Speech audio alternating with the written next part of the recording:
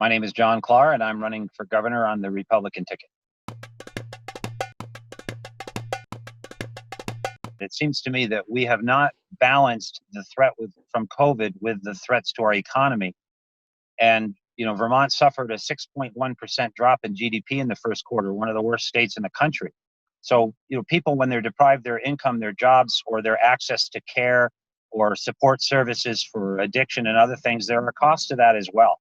And throughout this, it seems to me that we've had a little upside down because we've put very few realistic restrictions on out-of-staters traveling here. And we know that's where the disease comes from. While we've been putting all these restrictions on Vermonters, it's been very unequal between businesses, between others, and we are a rural state. So finding that balance, I would say that I would have advocated opening sooner, but we need to be prepared to tighten up again. It's not like I say we shouldn't have any government controls at all, but we also would do a lot better as advisories and asking people rather than pretend that we're going to impose mandates that we can't enforce.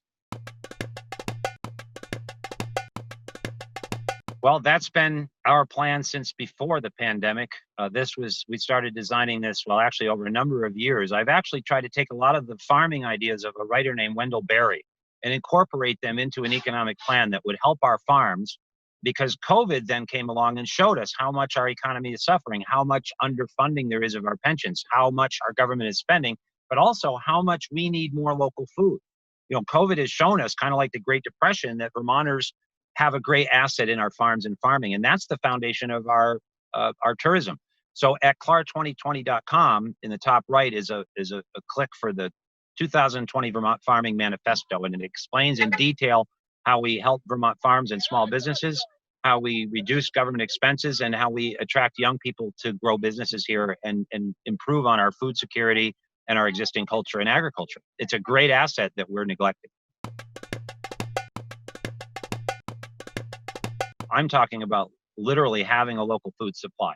When we get, all of us, whatever our income level, when we get our food from 3,500 miles away in California, Arizona, or from China, or from foreign places all around, there's a huge carbon footprint to that. There's a lot of pollution involved in that. But that food also is probably not as fresh. It's more likely to have been treated with chemicals. It's more likely to come from industrial farms that are depleting our soils and our environment.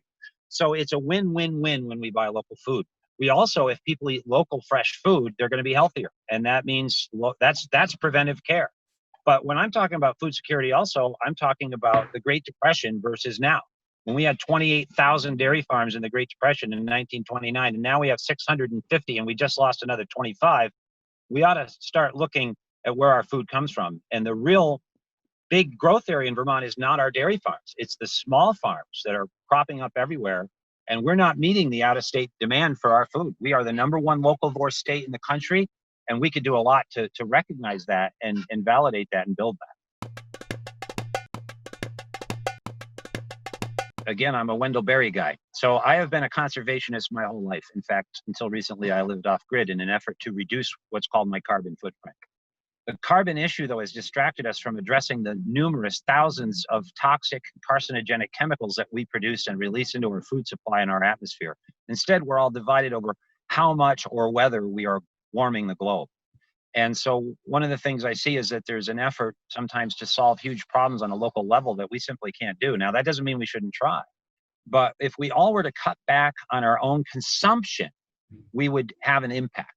But the EV cars and the solar panels being plugged by our legislature give us a false sense that we've reduced consumption while we keep mowing our lawns and we keep driving cars that still have a toll on the environment. In fact, some of these products that do not help our economy are not helping the environment either. So worse than inaction is a false sense of action. And that's what a lot of these efforts are. And you know what?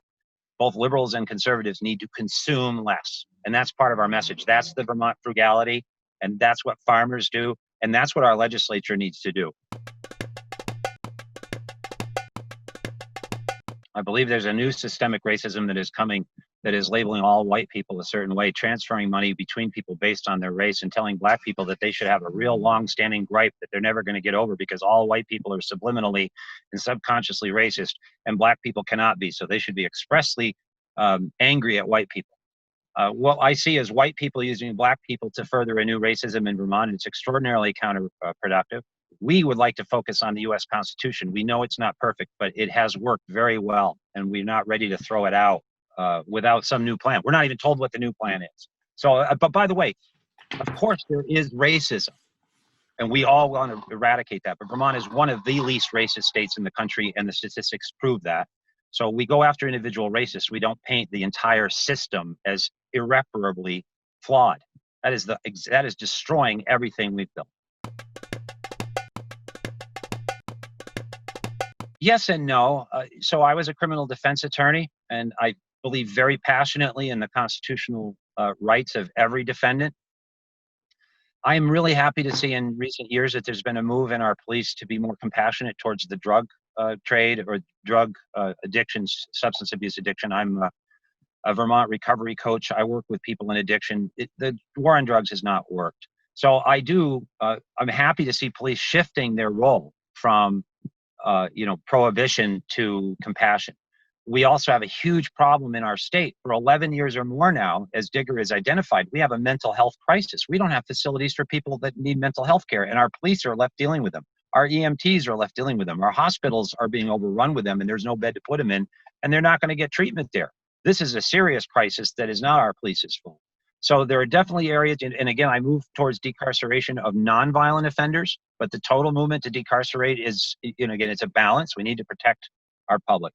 But my experience overall is kind of like racism. It's not like there's no police abuse in our state, but my experience overall is that we have a lot of good serving officers, and we should reward people who are good cops that comply with the Constitution, not punish them all for the deviations of the worst common denominator, the least compliant. Bad cops, nobody hates bad cops more than a good cop.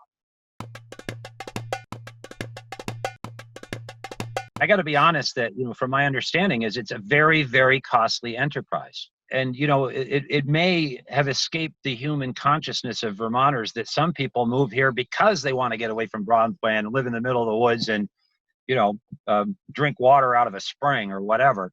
You can't have your cake and eat it too. We're not entitled to all of the amenities of an urban world when we live in the middle of the boondocks. But my biggest hope, frankly, is my understanding is that there are fiber optics and other dramatic and satellites and other dramatic improvements in technology that will make this affordable. And frankly, something that we as a state should be considering with our high education costs is how we might transition for some students to remote learning, both to save on fossil fuels and transportation, and maybe I don't know quite what that looks like, and it's not a one size fits all. But we do need enhanced internet access, I think, as part of our evolution in learning and education and being connected with the world. But I think the big answer is, I think the technological advances are going to make it more affordable. Well, again, I thank you for the question, because I'd come back to the Vermont 2020 Vermont Farming Manifesto. Sorry, I was redundant there. At the website, klar2020.com. If we help farmers, we lift all boats.